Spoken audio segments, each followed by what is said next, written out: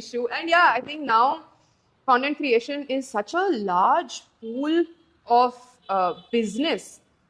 ಇದೊಂಥರ ಎಷ್ಟು ದೊಡ್ಡ ಬಿಸ್ನೆಸ್ ಅಂದ್ರೆ 10 ವರ್ಷದಿಂದ ಯಾರಿಗೂ ಗೊತ್ತಿರ್ಲಿಲ್ಲ ಇದು ಇಷ್ಟು ಬ್ಲೋ ಅಪ್ ಆಗುತ್ತೆ, ಇದಾಗಿದೆ, ಒಂದು ಫುಲ್ ಫ್ಲೆಜ್ ಬಿಸ್ನೆಸ್ ಆಗುತ್ತೆ, ಇದೇ ಪ್ರೊಫೆಷನ್ ಆಗುತ್ತೆ, ಇದ್ರಲ್ಲಿ ಇಷ್ಟು ದುಡ್ಡು ಇರುತ್ತೆ, ಯಾರು ಅನ್ಕೊಂಡಿರ್ಲಿಲ್ಲ. ಸೊ ಇವಾಗ 16, 17 ಲೈಕ್ ಯು ಸೆಡ್, ಅವಾಗೆಲ್ಲ ನಮ್ಗೆ ಸ್ಮಾರ್ಟ್ ಫೋನ್ಸ್ ಕೈಯಲ್ಲಿ ಇರ್ತಾ ಇರ್ಲಿಲ್ಲ.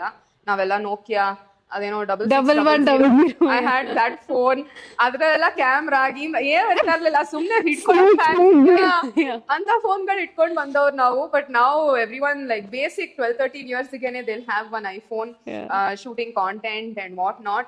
So I kind of feel like it is great.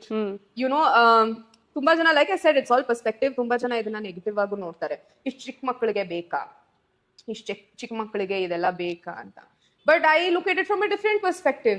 ನಾವಿದ್ದಾಗನೇ smartphones introduce ಆದಾಗ ನಮ್ಗೆ ಇಷ್ಟು ಎಕ್ಸ್ಪೋಜರೇ ಸಿಕ್ತು, ಇಷ್ಟು ಆಪ್ಷನ್ ಸಿಕ್ತು, ಪ್ರೊಫೆಷನ್ ಆಗಿ ಇದನ್ನ ಮಾಡ್ಕೊಳ್ಳೋದಕ್ಕೆ ಅಂತ ಒಂದು ಆಪರ್ಚುನಿಟಿ ಸಿಕ್ತು.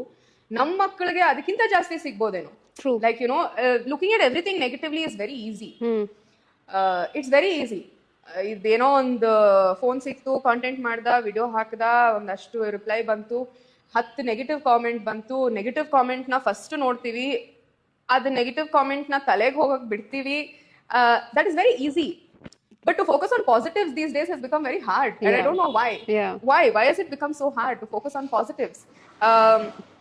So I honestly feel like ನನ್ ಸ್ಮಾರ್ಟ್ ಫೋನ್ ಸಿಕ್ಕಿ ಈ ವಿಡಿಯೋ ಮಾಡಕ್ ಆಪರ್ಚುನಿಟಿ ಸಿಕ್ಕಿದ್ದು, I think I made the most of it. I think I enjoyed doing it. ನನ್ಗಿದೆಲ್ಲ ಒಂದು ಎಕ್ಸ್ಪೋಜರ್ ಸಿಕ್ಕಿರ್ಲಿಲ್ಲ ಅಂದ್ರೆ ನಾನು ಇವತ್ತು ಏನ್ ಮಾಡ್ತಿದ್ನೋ ನನಗೆ ಗೊತ್ತಿಲ್ಲ ಅಲ್ಲ.